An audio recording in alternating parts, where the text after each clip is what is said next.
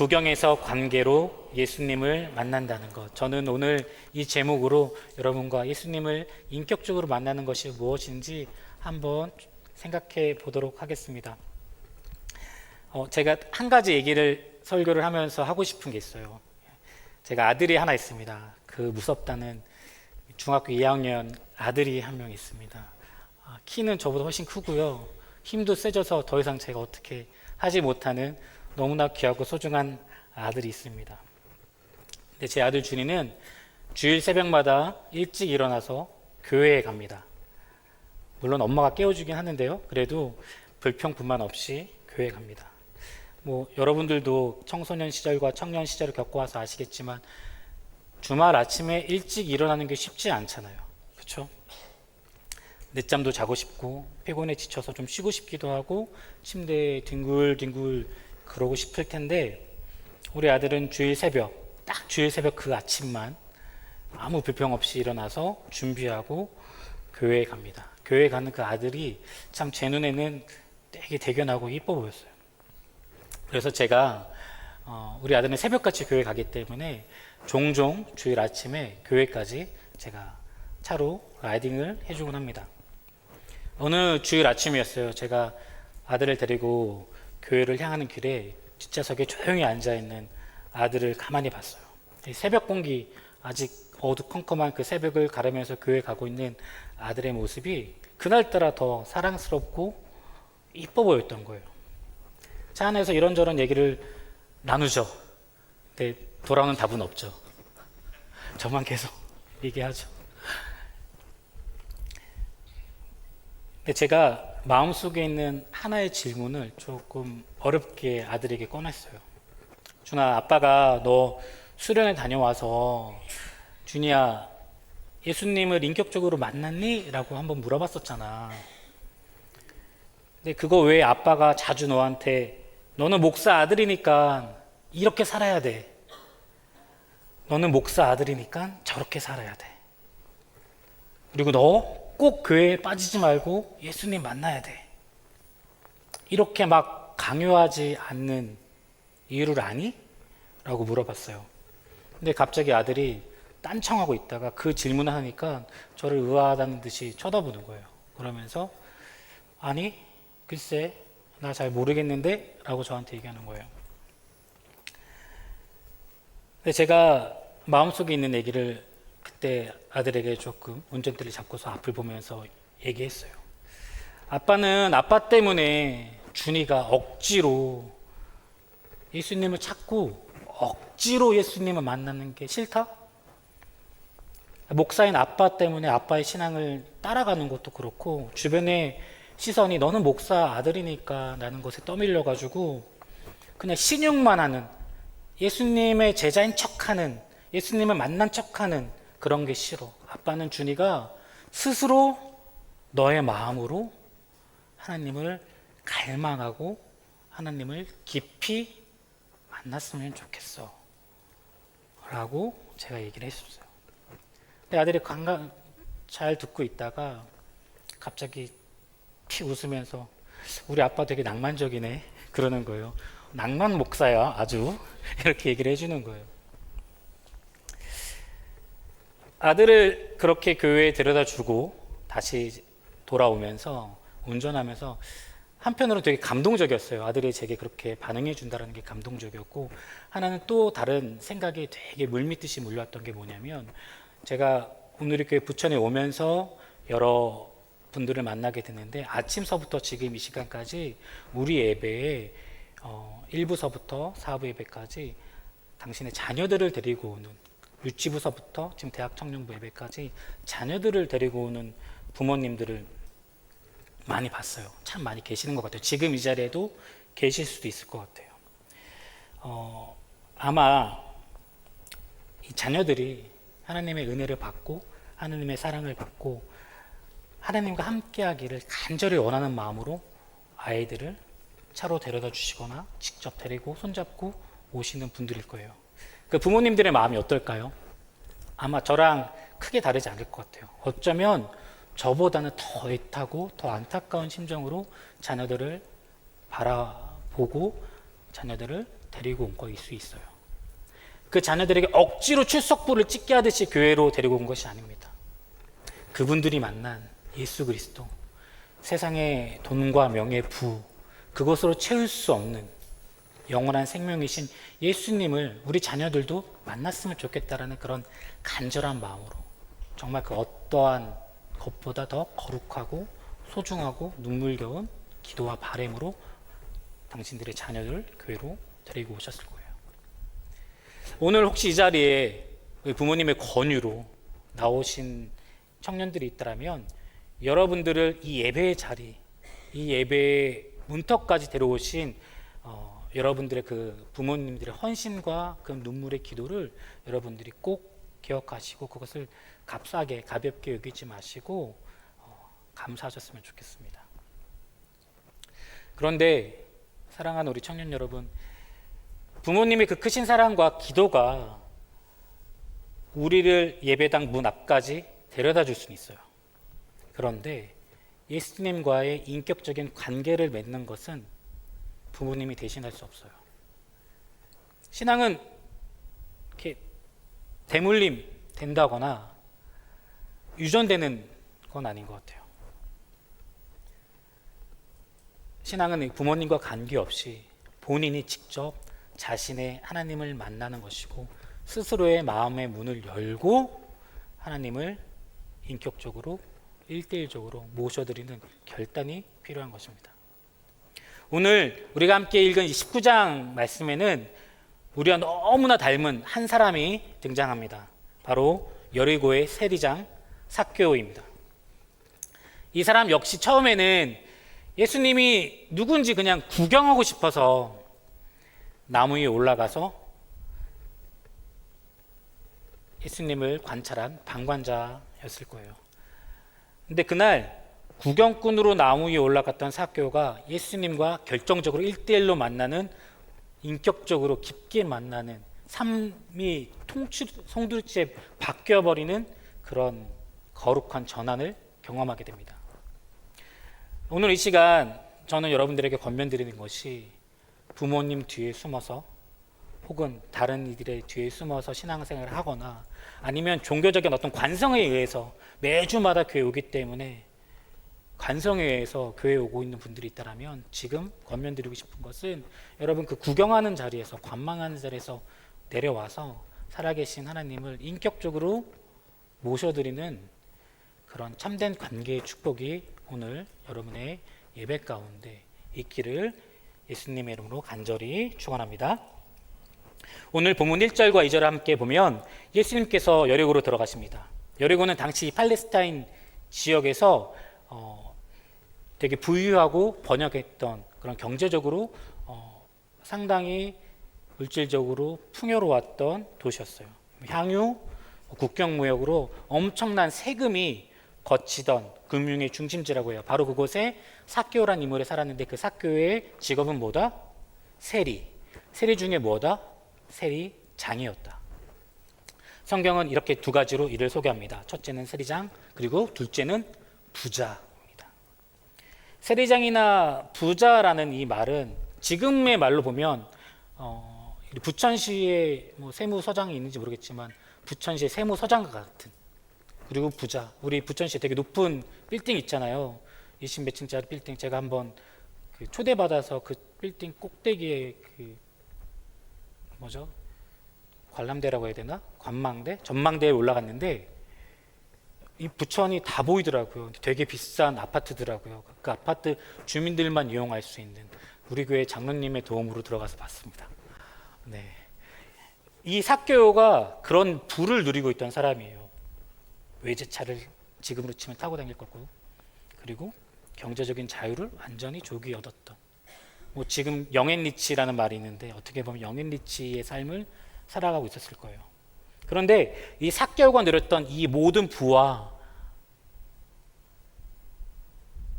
모든 권세에는 끔찍한 대가가 하나 도사리고 있었어요. 어떤 거였냐면, 우리 어저께 광복절이었잖아요. 밖에 지금 이슈되는 것들이 하나 있죠. 우리 연예인 한 분 중에 조상이 친일파여서 상당히 지금 곤혹을 치르는 것으로 알고 있습니다. 조상이 친일파였는데도 그 자녀가 그렇게 고통을 당하고 있는데, 고통이라고 할까요? 고난을 당하고 있는데, 이때 당시에는 삭개오가 살던 시대에는 로마가 통치하던 시기였고, 세리는 이 로마의 앞잡이가 돼서 이스라엘 국민들로부터 세금을 걷어서 로마에 바치는 일을 했어요. 그런데 세금을 고지고대로 걷는 것이 아니라 원래 로마가 부여한 세금보다 훨씬 더 많은 세금을 부여해서 로마에 내고 남은 돈으로 그들의 부를 착취하던, 그래서 세리들은 이때 당시 이스라엘 백성들에게 불가촉한 사람이었습니다. 그들이 만진 것들은 부정했고요. 그들의 어떤 세계관 안에 들어올 수 없었어요. 그들의 무리 안에 들어올 수 없었고요. 그가 들어오는 순간 모든 사람들이 그를 경멸하고 무시하고 그랬던 자리예요. 세리라는 자리가 공식적인 죄인이었고 민족의 배신자였던 겁니다. 이들에게는 이런 법정에서 내가 증인으로 설 자격도 없었다고 해요. 바로 삭개오는 자신의 통장에 엄청난 잔고를 쌓고 집도 좋은 집을 사고 좋은 교통선을 갖고 있었을지 모르겠지만 그들의 가족과 이웃, 그들의 공동체로부터 철저하게 외면당하고 차가운 멸시를 받았던 사람입니다. 돈이면 다 될 줄 알았는데, 성공하면 다 될 줄 알았는데, 모든 것을 이루고 정상에 올라가 보니까 그가 대면한 것은 차가운 외면과 외로움이었던 것입니다. 바로 이러한 삭개오에게 한 가지 소문이 들어옵니다. 예수라는 청년 랍비가 여리고를 지나간다는 거예요. 예수님은 바리새인들이 그렇게 멸시하는 가난한 자들의 친구였고요. 놀랍게도 세리와 죄인들의 친구라는 별명을 가진 분이셨습니다. 삭개오의 마음속 깊은 곳에 이 사람을 만나고 싶다라는 어떤 영적인 갈망과 소망이 불타오르기 시작했어요. 예수가 어떤 사람이지? 나도 한번 보고 싶다. 그러나 오늘 본문 3절은 삭개오가 마주한 냉혹한 현실을 보여줍니다. 키가 작고 사람이 많아 할 수 없어. 여기서 키가 작다는 것은 삭개오가 단순히 키가 작다라는 것을 의미하지 않아요. 그가 타인과 하나님 앞에 아주 당당하게 나설 수 없는 그런 신체적인 것을 넘어서서 도덕적으로, 영적으로 내가 무자격하구나라는 그 마음이 그 가운데 컴플렉스처럼 깊게 남아있을 수 있어요. 그리고 군중의 벽을 뚫고 들어갈 수 없다는 것은 이스라엘 공동체 가운데 내가 들어갈 수 없기 때문에 어떻게 보면 사회적인 고립성과 사회적인 외면을 가슴속에 안고 있었기 때문에 그 무리 안으로 뚫고 지나가지 못했을 겁니다. 삭개오가 그런데 어떻게 행동합니까? 4절입니다. 앞으로 달려가서 보기 위하여 뽕나무에 올라가니 이는 예수께서 그리로 지나가시게 되미로라. 생각해 보세요. 지금으로 보면 세무처장과 같은 사람이에요. 되게 높은 지위를 갖고 있어요. 나이도 어느 정도 있고 부도 갖고 있어요. 그런 사람이 모든 체면과 그런 것을 불식하고 뽕나무로 올라가는 거예요. 이게 얼마나 어떻게 보면 기괴해 보일 수도 있고 우스꽝 보일 수 있었겠습니까? 그런데 이 장면을 한번 우리가 곰곰이 생각해 보면 삭개오가 올라간 그 뽕나무가 하나의 아주 예수님을 잘 보기 위한 어떤 그 자리로 가기 위한 갈망이 하나의 표현 수단일 수 있었지만 동시에 하나의 어떤 자신의 방어막으로 올라가는 걸 수 있어요.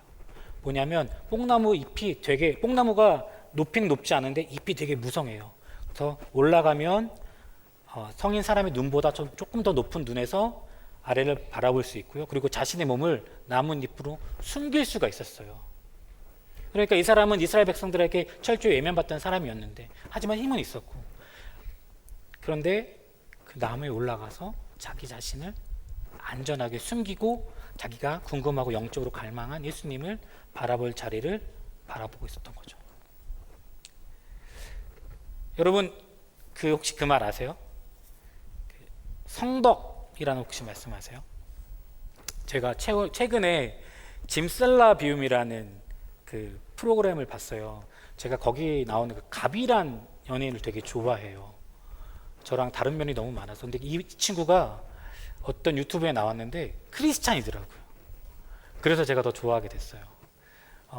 그런데 제가 이 가비를 얘기하려는 것은 아니고, 이 가비가 얼마 전에 그 수우파라는 프로그램에 나왔었잖아요. 근데 그 수우파라는 프로그램을 보고 어떤 한 친구가 가비 엄청난 팬이 된 거예요. 그리고 그 팬이 가비한테 인스타 DM도 보내기도 했고요. 그런데 가비가 이번 짐슬라비움 여행을 갔는데 여기에 참여한 한 셀러브리티가, 인플루언서가 가비의 그 팬이었던 거예요. 본인이 그 전까지 DM을 보냈는데 가비가 그 DM을 보지 않았어요. 언제 내가 이거 DM을 보냈다라고 이 셀러브리티가 얘기하니까 가비가 인스타그램을 찾아서 보니까 그렇게 보냈네 하면서 다시 거기다 응답을 달아주는 모습을 봤어요. 자, 그 전에 가비와 이 셀러브리티의 관계는 서로 모르는 사이였어요. 셀러브리티가 일방적으로 가비를 아는 관계였죠. 그런데 성독이 됐어요. 가비가 이 셀러브리티를 알게 된 거죠. 서로가 서로를 알게 된 거죠. 같은 프로그램에 이제 나오게 된 거예요. 팬과 스타의 모습일 때, 팬은 일방적으로 스타의 생일도 알죠. 그 MBTI, 가족관계, 누구랑 만났는지, 취미가 뭔지, MBTI가 뭔지 줄줄줄 꿰입니다. 그런데 스타는 팬의 이런 것들을 잘 알 수 있을까요? 알 수 없죠. 스타는 그 팬이 누구인지 절대로 모르고요. 그것은 어떤 정보이자 구경일 뿐, 팬이 그 스타를 아는 정보이자 구경일 뿐, 둘이 서로 아는 관계, 서로 안다라고 볼 수는 없는 거죠. 삭개오가 처음 취했던 이 모습이 바로 팬의 모습이었어요. 예수라는 어떤 스타에 대해서 정보를 수집하기 원했고요. 정보를 수집했고 그분을 바라보기 위해서 관찰하려고 했던 구경꾼이었어요. 오늘날 역시 우리도 각자의 뽕나무 위에 앉아있지는 않은 건지 한번 살펴봤으면 좋겠습니다. 내가 부모님의 신앙 뒤에 숨어있는 것은 아닌지, 나의 순장의 신앙 뒤에 숨어있는 것이 아닌지, 나랑 친한 누군가의 신앙에 숨어있는 것이 아닌지, 혹은 내가 누군가한테 상처받기 싫어서 내 마음의 문을 걸어 잠근 채 나는 그냥 예배만 조용히 구경하고 갈게요. 나는 속으로 파는 거 싫어요. 상처받을까 봐 싫어요. 그리고 리더로 서는 거 싫어요. 깊은 헌신하는 거 싫어요. 부담스러워요. 그래서 그냥 예수님을 일방적으로 관찰하는 그런 신앙의 관객으로 서 있는 것은 아닌지 한번 돌아봤으면 좋겠습니다. 제가 자주 얘기하는데요. 지금 여러분 예배 드리실 때 물론 아니겠지만 이 스피커가 너무 시끄러워서 뒤에 가서 앉아 계신 분들이 많긴 하겠지만, 지금 보면 제가 여기 부임해서 온 2년 기간 동안 이 앞자리는 항상 비어 있었습니다. 어떤 행사가 있지 않고서는 항상 비어 있었습니다. 고개가 아플 수도 있죠. 그런데 혹시 살펴봤으면 좋겠습니다. 내가 뒤에서 앉아 있다가 공동체 모임에 참여 안 하고 예배만 그냥 보고 가는 것은 아닌지, 내가 관망자의 자리에서, 내가 은근한 안식처 같은 자리에서 예배를 관찰하기 위해서 뒤에 있는 것은 아닌지 한번 여러분들 잘 살펴봤으면 좋겠습니다. 이 나뭇잎 뒤에 숨어있던 삭개오에게 복음서 전체에서 가장 경이롭고 충격적인 사건이 일어납니다. 이 시선의 역전입니다. 5절 말씀입니다. 예수께서 그곳에 이르사 쳐다보시고 이르시되 삭개오야 속히 내려오라, 내가 오늘 내 집에 유하여야 하겠다. 예수님께서 거기 있는 수많은 군중들을 뒤로하고 정확히 삭개오가 숨어있는 그 뽕나무를 향해서 발걸음을 멈추십니다. 그리고 고개를 들어서 나뭇잎 사이에 숨어있던, 초라하게 숨어있던 삭개오를 바라보십니다. 그리고 그의 이름을 부르십니다. 삭개오야! 아마 삭개오는 자기가 예수님을 보고 관찰하고 있다고 생각했을 거예요. 근데 그거는 착각이었다는 거죠. 예수님이 먼저 그를 찾아오셨고 예수님이 먼저 그를 보고 계셨으며 예수님이 그의 진짜 이름을 알고 계셨다는 것입니다. 많은 사람들은 그를 삭개오라고 부르지 않고 세리장, 매국노, 죄인, 세리놈 이렇게 불렀을 거예요. 그런데 예수님은 삭개오가 어린 시절 어머니 품에서 들렸을 그의 이름의 뜻, 정결하다, 의롭다라는 뜻의 이름인 삭교, 그 이름을 정확하게 불러주신 것입니다. 이 순간 일방적으로 짝사랑하던 관계가 서로 이름을 불러주는 쌍방향의 인격적인 관계로 단숨에 변화된 것입니다. 그렇다면 하나님을 인격적으로 우리가 만나는 것은 대체 어떤 것을 말하는 걸까요? 우리가 수련회나 부흥회 어떤 예배 때마다 하나님을 인격적으로 만나라 라고 많이들 얘기하세요. 그런데 많은 청년들이 그 뜻을 잘 알지 못합니다. 그저 가슴이 뜨거워지는 어떤 감정, 어떤 환상을 보는 것 같은 느낌, 어떤 신비 체험을 하는 것, 그것이 인격적인 만남이라고 오해하곤 합니다. 물론 그것이 맞을 수도 있지만 인격적인 만남의 진정한 것은 훨씬 더 본질적입니다. 그리고 훨씬 더 실제적입니다. 원래 우리 하나님은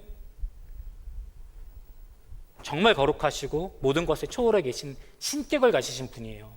반면에 우리는 약하고 연약한 인격을 가진 사람들입니다. 신격과 인격은 엄연히 그 실제적인 차원, 존재적인 차원에서 급이 달라요.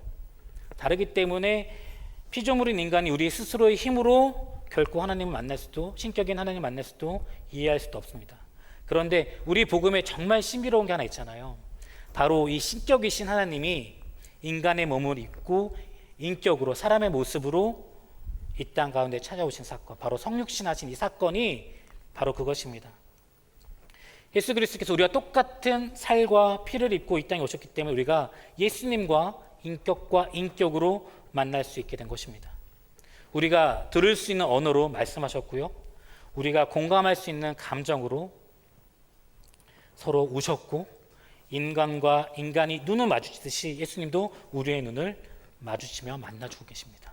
정말 인간처럼 만나주시는 겁니다. 예수님 정말 때로는 나에게 말씀하시는 것처럼 귀에다 속삭여 주실 수도 있고요, 어떠한 여러 가지 사건을 통해서 말씀하실 수도 있습니다. 꿈을 통해서도 말씀하실 수 있어요. 뭐든 좋습니다. 그것이, 이 모든 것이 말씀으로 한 진리 안에서 우리 예수님이 우리 가운데 인격적으로 오신다는 것입니다. 여기서 인격적으로 만나게 되는 것은 가비와 그 펜의 이야기처럼 누군가를 단순히 정보와 지식으로 아는 것이 아니라 특별한 관계를 맺게 되는 그 상태의 변화를 얘기합니다.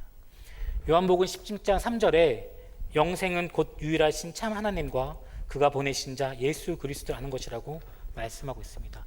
여기서 안다라는 것은 예수님에 관한 어떤 교리, 예수님에 관한 어떤 상식, 그것을 많이 아는 것이 아니라 시편 139편 1절의 고백처럼 주께서 나를 살펴보셨기 때문에 나를 아시나이다 라는 그 고백 가운데 서는 것입니다. 나의 앉고 일어서는 것도 아시고 내 마음의 은밀한 생각과 내 마음속에 있는 모든 두려움까지도 아시는 그 하나님 앞에 내 모든 것을 내려놓고 정직하게 서서 주님이 부르심에 믿음과 삶으로 응답하며 그 인격의 자리로, 인격적 사귐 속으로 들어가게 되는 것입니다. 따라서 인격적인 만남은 두 가지 태도로 우리 삶에 나타납니다. 첫 번째는 말씀이 통하는 관계입니다. 사람과 사람이 만나서 깊이 연애하고 결혼에 이를 때 단순히 말이 통하는 것이 아니듯, 마음이 통하는 것이듯, 말이 먼저 통하여야 하지만 마음이 통하는 것입니다. 하나님의 생각과 인격이 고스란히 담긴 성경 말씀을 내 마음속에 받아들이고 소통하기 시작하는 것입니다. 어떤 환상이나 신비주의, 어떤 느낌, 체험을 해야지만 내가 인격적으로 하나님을 만나는 것이 아니라 하나님의 기록된 말씀을 통해서 하나님의 말씀을 읽고 하나님 말씀 앞에 나의 삶을 드리는, 나의 삶을 조율하는 것이 바로 하나님과의 인격적인 만남의 시작입니다. 두 번째는 give and take를 넘어서서 nevertheless, 그럼에도 불구하고 하나님을 만나는 태도인 것입니다. 많은 이들이 이렇게 교회에 와서 생각합니다. 하나님은 신이기 때문에 내가 열심히 바라고 내가 하나님께 모든 열심을 드리면, 내가 매일같이 새벽 예배를 드리고 매일같이 말씀을 읽으면, 내가 교회 와서 무슨 봉사를 하면 하나님께서 내가 원하고 소망하는 것을 주시겠지. 많이들 그렇게 생각합니다. 왜? 하나님을 신격이기 때문에, 하나님은 신이기 때문에.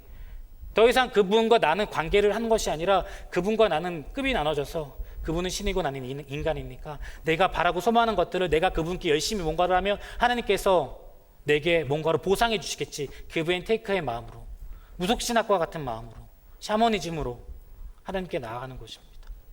그렇게 되면 하나님을 인격적으로 만날 수 없어요. 내 삶에 내가 소망하는 것이 이루어지지 않는다 하더라도, 내가 생각했던 것들, 내가 소망하는 것들이 이루어지지 않는다 하더라도 주님께 내어 맡기고 주님께서 일하시는 것을 바라보며, 설사 그것이 내 뜻대로 되지 않는다 하더라도 그럼에도 불구하고 하나님, 내가 하나님께 나아가겠습니다.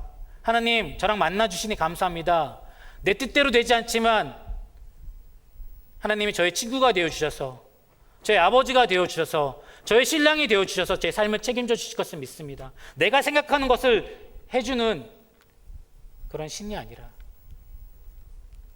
언제나 나와 함께하여 주시고 나를 지켜주시고 나의 곁에 계시는 친구와 같은, 신랑과 같은 그런 주님을 여러분은 만나야 될 줄 믿습니다. 하나님을 무언가를 주시는 분으로만 생각하지 않으셨으면 좋겠어요. 여러분 부모님들 맨날 잔소리 하시죠. 저 우리 아들 어렸을 때, 야, 그거 하면 안 돼. 하지마. 야, 하지마. 안 돼. 너 그거 하면 어떡해? 이씨. 호통합니다. 혼냅니다. 아버지기 때문에, 부모기 때문에. 하나님도 마찬가지입니다. 계속 좋은 것만 주실 수 없어요. 때로는 호통도 치십니다. 때로는 안 돼, 줄 수 없어 라고 하십니다.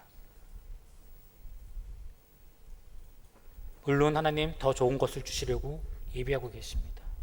여러분이 그분께 온전한 삶을 내어 맡길 때 하나님께서는 그 모든 것을 여러분에게 주실 줄 믿습니다. 뽕나무에 있던 삭개오를 예수님께서 부르실 때 삭개오가 어떻게 반응합니까? 본문 6절은 이렇게 얘기합니다. 급히 내려와 즐겁게 그분을 영접하거늘. 삭개오는 더 이상 그 안전한, 자신의 피신처 같은 그 안전한 뽕나무에 있지 않고 머뭇거리지 않고 급하게 뛰어내려옵니다. 그리고 예수님을 자기 집에 모셔드립니다. 그리고 8절에서 벌떡 일어나 주님 앞에 이렇게 선언합니다. 우리 8절 말씀 함께 볼까요? 함께 봅니다. 시작. 삭개오는 서서 주께 말했습니다. 주여 보십시오. 제 소유물의 반을 떼어 가난한 사람들에게 주겠습니다. 누군가를 속여 얻은 것이 있다면 4배로 갚겠습니다. 아멘. 구약 율법에 남의 것을 뺏었을 때 그 원금의 5분의 1, 20%를 더해서 갚도록 율법에 나와 있어요. 그리고 율법에서 가장 많이 배상하는 것이 4배의 배상인데, 그것도 누군가의 가축을 훔쳐갔었을 때 그때 4배예요. 로마의 법에서도 4배 이상 배상하는 것은 극악한 강도에게만 적용되었다고 해요. 그런데 삭개오가 예수님이 시키지도 강요하지 않았는데 자신의 전 재산 절반을 가난한 자들에게 주고 자기가 누군가를 속여서 얻은 수익이 있다라면 그것을 4배로 갚겠다라고 전합니다. 사실상 자기가 가진 모든 부를 내어놓겠다라는 자발적인 파산 선언이었어요. 삭개오에게 돈이 무엇입니까? 자신의 민족도 버리고 자신의 가족도 버리고 평생 동안 누군가에게 손가락질 당하고 멸시당했던, 근데 난 돈이 있으니까 괜찮아라고 자기 자신 스스로 방어했던 방어기제였을 수 있습니다. 자신의 목숨과 같은 우상이었을 수 있어요. 그런데 예수님을 인격적으로 서로 아는 관계로 만나게 되자마자 삭개오는 이렇게 그 마음속에 품고 있었던 돈의 우상, 만몬의 우상이 무너져 내린 것입니다. 왜 그렇습니까? 진짜 보물이신 예수님을 자기 친구로 맞이했기 때문에 그런 것입니다. 진짜 다이아몬드를 가진 사람은 주변의 다른 깨진 유리 조각과도 현혹되지 않아요. 참된 인격적인 만남이 바로 이런 것입니다. 우리가 주님과 인격적으로 만났다면 여러분의 삶에 조금의 변화가 있었으면 좋겠습니다. 삭개오처럼 전 재산을 주님께 내어놓는 변화를 말하는 것이 아니라, 삭개오가 전 재산을 내어놨다는 것은 뭐냐면 자기가 가진 우상을 다 버렸다라는 것을 의미해요. 여러분이 갖고 있는 우상이 있다라면 그 우상을 주님 앞에 내려놓으시고 그 우상 가운데서 벗어났으면 좋겠습니다.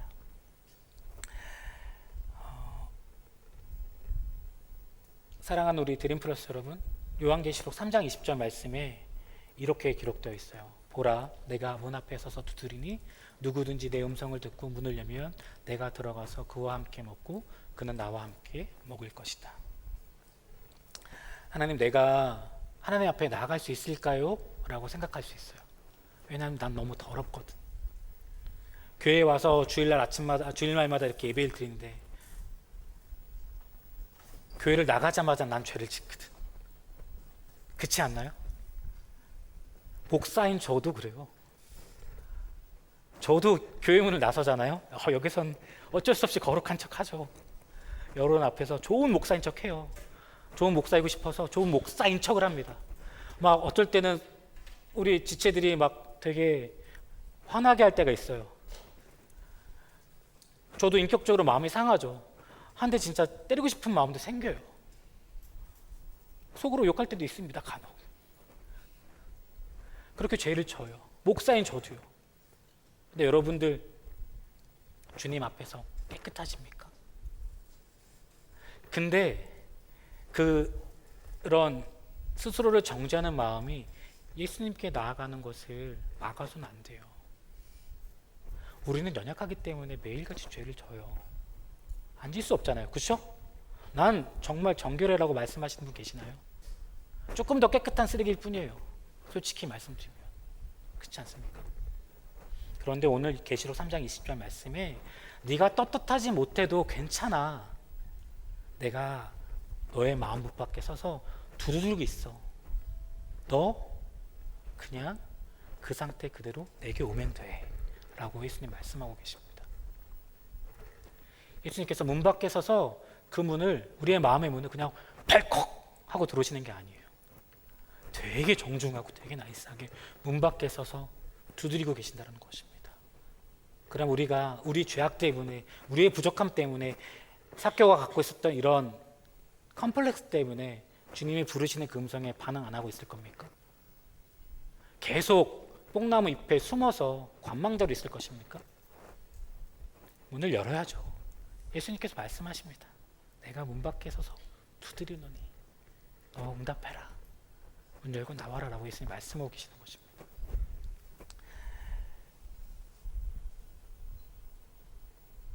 우리가 어떤 자격을 갖춰야만 예수님 만날 수 있는 건 아니에요. 아까 성덕이 됐던 그 가비의 팬처럼 그가 열심히 노력해서 어떠한 그 인플루언서, 셀러브리티가 돼서 가비와 만났던 것은 어떠한 자격, 방송에 나갈 수 있는 위치에 올라가기 때문에 서로 알게 된 것일지 모르겠지만 예수님 그런 거 말씀하지 않으세요. 왜냐하면 예수님께서 우리를 이미 알고 계시다라는 거예요. 이미 여러분의 삶의 문 앞에서 찾아와서 여러분의 문을 두드리고 계십니다. 전지전능하신 분이시지만 우리의 마음 문을 여는 것도 하나님께서 하실 수 있지만 우리의 인격을 존중하셨기 때문에, 우리를 너무 소중히 여기시기 때문에, 금이야 우기야 여기시기 때문에 우리에게 마음의 문을 열고 예수님을 영접하기를, 인격적인 관계를 맺기를 기다리고 계십니다. 정중하게 우리에게 놓고 하시면서 여러분들이 자발적으로 그분에게 반응하기를 기다리고 계신다는 것입니다. 여러분, 우리가 누군가한테 같이 밥을 먹는다는 거 있잖아요. 야식을 먹는다던가 이럴 경우, 이럴 때 정말 안 친한 분들하고 할 수 있나요? 오늘 삭개오의 집에 들어가서 더불어 먹겠다라고 예수님께서 말씀하고 계시거든요. 그 주님이 여러분과 함께 더불어 먹겠다라고 얘기하고 계십니다. 우리 삶 가운데 가장 우리의 마음 가운데 은밀한 문을 여셨으면 좋겠습니다.